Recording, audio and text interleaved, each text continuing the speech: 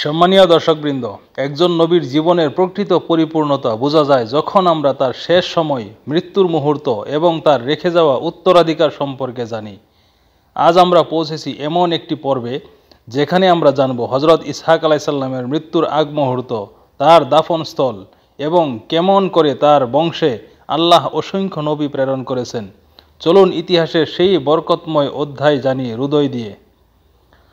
হজরত ইসহাক আলাইসাল্লাম আল্লাহর একজন প্রিয় নবী ছিলেন, যিনি জীবনের শেষ পর্যন্ত আল্লাহর আদেশ অনুযায়ী জীবনযাপন করেন। ইতিহাসবিদ ও ইসলামী বর্ণনা অনুযায়ী তিনি প্রায় 180 বছর বয়স পর্যন্ত জীবিত ছিলেন। যদিও কোরআনে তার মৃত্যুর সুনির্দিষ্ট সময় উল্লেখ নেই, তবে অনেক ইসলামী ঐতিহাসিক যেমন ইবনে কাসির রহমতুল্লাহি আলাইহি উল্লেখ করেন তিনি দীর্ঘ জীবন লাভ করেন এবং বৃদ্ধ বয়সে শান্তিপূর্ণভাবে ইন্তেকাল করেন। হজরত ইসহাক আলাইসাল্লামের ইন্তেকালের পর তাকে তার পিতা হজরত ইব্রাহিম আলাইসাল্লামের পাশেই দাফন করা হয়। এই পবিত্র স্থানটি বর্তমান ফিলিস্তিনের হেব্রন শহরে অবস্থিত। এটি ইহুদি, খ্রিস্টান ও মুসলিম 3 ধর্মাবলম্বীর কাছেই একটি সম্মানিত স্থান। ইসহাক আলাইসাল্লাম তার সন্তান হজরত ইয়াকুব আলাইসাল্লামের মধ্যে নবুয়তের ধারা দেখতে পান।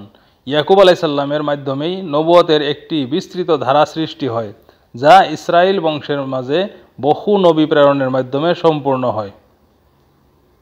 হজরত ইসহাক আলাইসাল্লামের পুত্র হজরত ইয়াকুব আলাইসাল্লাম, যিনি ইসরায়েল নামে পরিচিত, তার 12 পুত্রের মাধ্যমে একটি বিশাল জাতির সূচনা হয়। এই 12 পুত্র থেকে 12টি গোত্র গঠিত হয় এবং তাদের মধ্যে থেকে বহু নবী আল্লাহ প্রেরণ করেছেন। হজরত ইসহাক আলাইসাল্লামের বংশধারা থেকে কোন কোন নবী এসেছে তা আপনাদের সামনে তুলে ধরছি।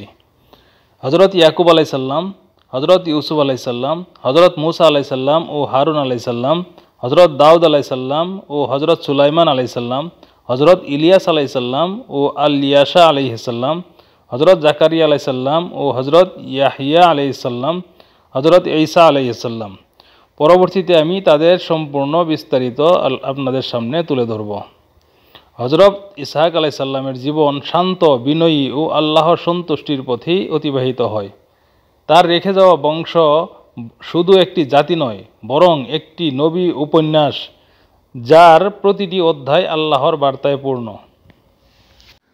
আমার আজকের প্রশ্নটি হলো, হজরত ইসহাক আলাইসাল্লাম কত বছর বয়সে ইন্তেকাল করেন?